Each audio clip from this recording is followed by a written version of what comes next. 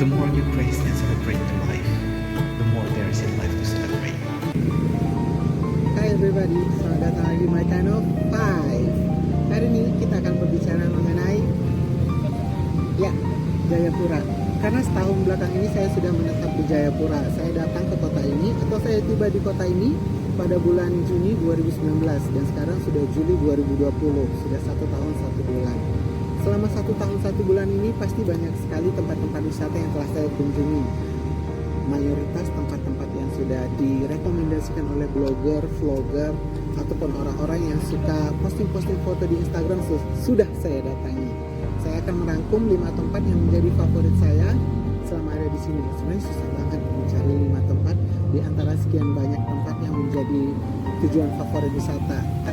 Tempat yang take my breath away. Bahasa saya take my breath away. Nafik basa-basi kali ya.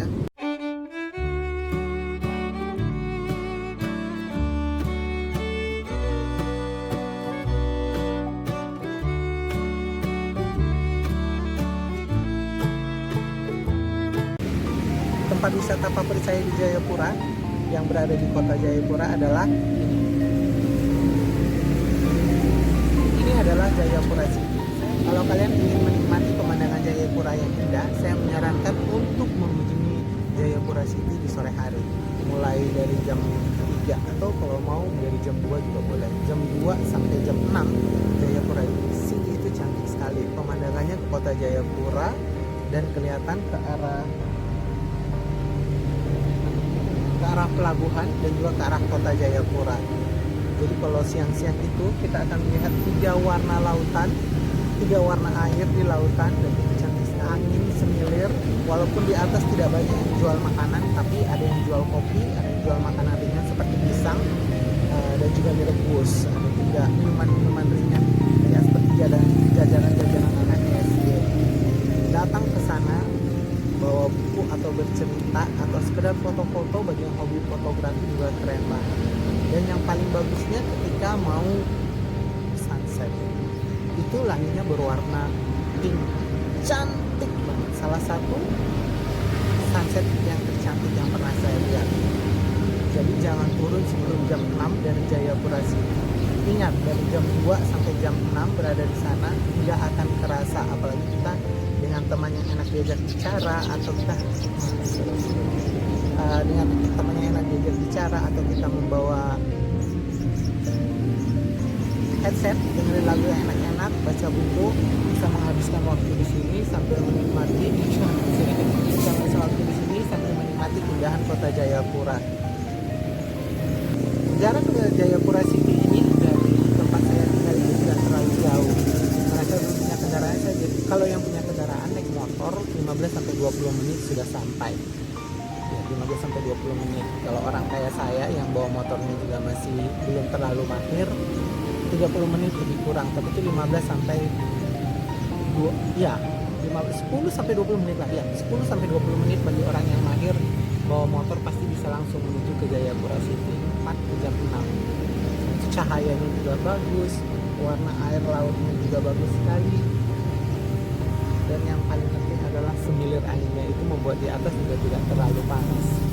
Jadi sekali lagi, Jayapura City adalah tempat favorit saya nomor 5 yang ada di kota Jayapura.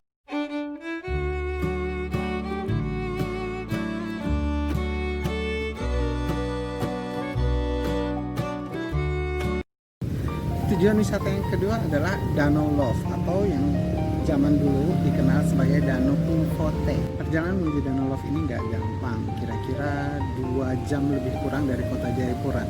Tapi perjalanan ke sana mata kita akan dimanjakan oleh pemandangan yang cantik sepanjang jalan, oleh keindahan pesisir Danau Sentani.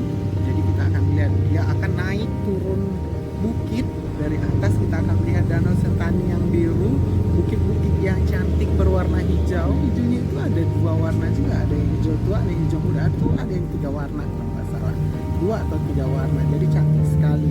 Kalau kalian perjalanan dari Jayapura ke Danau Love ini, kalau saya lebih suka naik motor, karena kalau naik mobil mungkin tidak terlalu melihat kiri kanan yang indah. Kalau naik motor terasa banget, walaupun kalau kita naik motor sampai di sana bagian belakang agak-agak panas, tapi semua terbayar.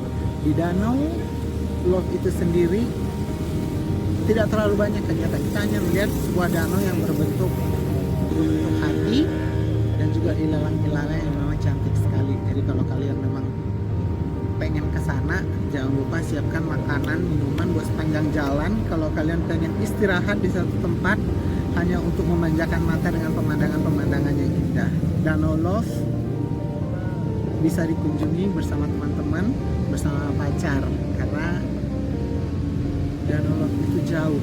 Jadi kalau sendiri akan bosan di jalanan.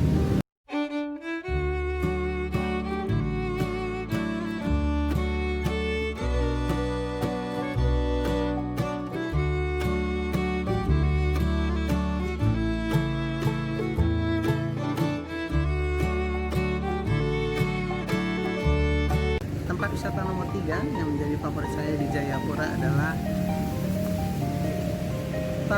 saya lupa namanya, coba saya pikirkan.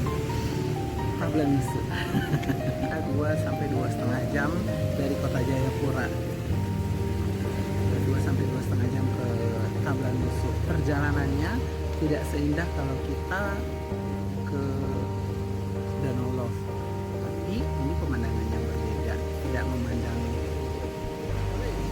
Danau Sentani tapi arah yang berbeda, tapi kita akan melihat pegunungan. Di sini cuacanya berbeda karena lebih dingin. Yang kedua, di sini juga kita akan banyak melihat orang-orang yang bercocok tanam. Beberapa tanaman-tanaman yang dibudidayakan seperti pinang, saya juga melihat mereka sepertinya membudidayakan bunga teratai, koreksi kalau saya salah. Terus buah-buahan seperti pepaya, rambutan, katanya memang sumbernya dari sana, dan juga durian. Jadi sepanjang jalan, kalau memang lagi musim buah durian atau buah rambutan atau lagi musim buah-buahan, kita akan melihat banyak sekali pedagang-pedagang di sepanjang perjalanan menuju Pantai Tablanusu ini. Keunikan Pantai Tablanusu ini adalah dia tidak berpasir, tapi dia berbatu. Batunya itu batu-batu kecil yang warna hitam, cantik sekali batunya, dan juga halus-halus. Dia tidak kasar batunya. Dari Pantai Tablanusu ini kita bisa nyebrang lagi ke Pantai Harlem katanya, cuman karena waktu itu cuaca tidak mendukung, kami tidak sempat ke sana. Kalau kalian pengen mencari ketenangan, kalian pengen istilahnya weekend getaway, mungkin bisa ke Tablanusu. Tapi ingat, satu hal kekurangan dari Tablanusu adalah di sana tidak ada sinyal. Ada sinyal di beberapa spot, tapi itu juga tidak akan lama adanya. Jadi sinyal akan naik turun. Kalau kalian mau pergi ke sana, pastikan urusan kalian sudah selesai terlebih dahulu, kerjaan kalian sudah selesai, baru kalian bisa pergi ke sana. Karena tidak akan ada orang yang bisa menghubungi kalian. Untuk santai-santai di Tablanusu 2-3 hari, saya sarankan sih 2-3 hari saja di Pantai Tablanusu. Enak banget, penginapannya juga tidak terlalu mahal. Waktu itu saya punya videonya, bisa dicek nanti. Waktu saya kesana bersama teman-teman saya, karena tidak ada telepon, tidak ada nomor yang bisa dihubungi, kami akhirnya walk-in aja ke sana, dan berujung kami tidak mendapatkan hotel. Beruntungnya ada warga yang memang menyewakan rumah mereka untuk kita inap. Kekurangannya adalah mereka punya rumah, mereka punya akomodasi istilahnya, tapi mereka tidak punya selimut. Jadi kalau ke sana jaga-jaga bawa selimut atau sarung. Kalau kalian tidak mendapatkan hotel, bisa tidur di rumah warga yang disewakan dengan harga yang lebih miring. Kamar mandinya di luar, toiletnya di luar, tapi sekali lagi kalian bawa sarung atau kain untuk menjadi selimut di malam hari. Kalau kasur, mereka ada kasurnya seperti kasur anak-anak kosan gitu, tapi it's okay. Kalau kemarin kebenaran kami kesana memang untuk senang-senang gitu, bukan niatannya untuk santai-santai tidur atau apa segala macam. Nyatanya juga main kartu lucu-lucuan, main domino, terus cerita semalam suntuk. Favorit saya nomor 3 adalah Pantai Tablanusu.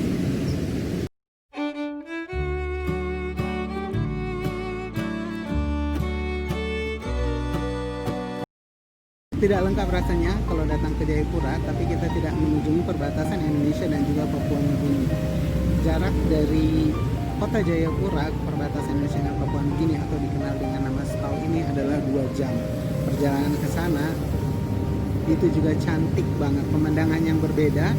Kalau kita dari kota Jayapura, kita akan melewati pemandangan yang indah, lautan terlebih dahulu.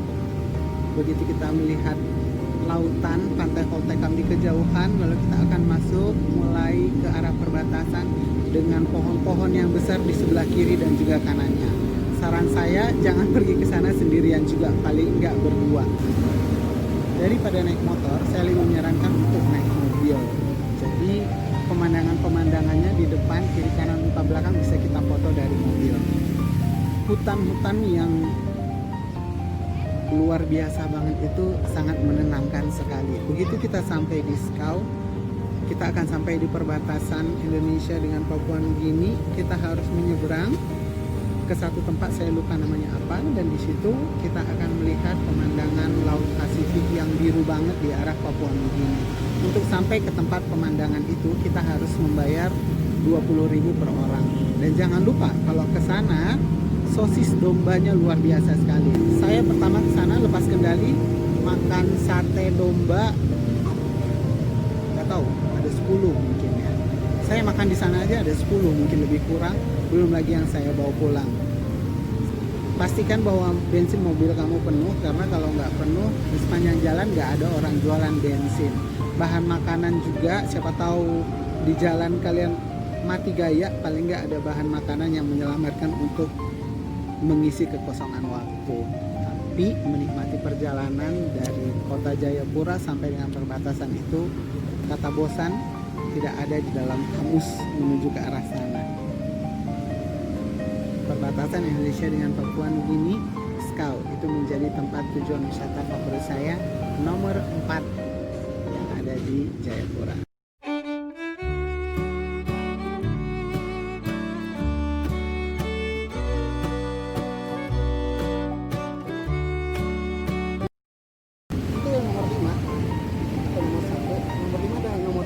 Di video ini ya, itu nomor 1. Untuk nomor 5 yang menjadi favorit saya adalah Bukit Teletabis. Saya tidak punya kata-kata mendeskripsikan keindahan yang saya lihat di Bukit Teletabis. Di satu sisi kita akan melihat keindahan Danau Sentani yang luar biasa biru, luar biasa cantik, dengan bukit-bukit yang luar biasa cantik terlihat ke kejauhan, bukit-bukit Ilalang. Di sebelah kiri kita akan melihat savana yang luar biasa sekali dengan rumputannya.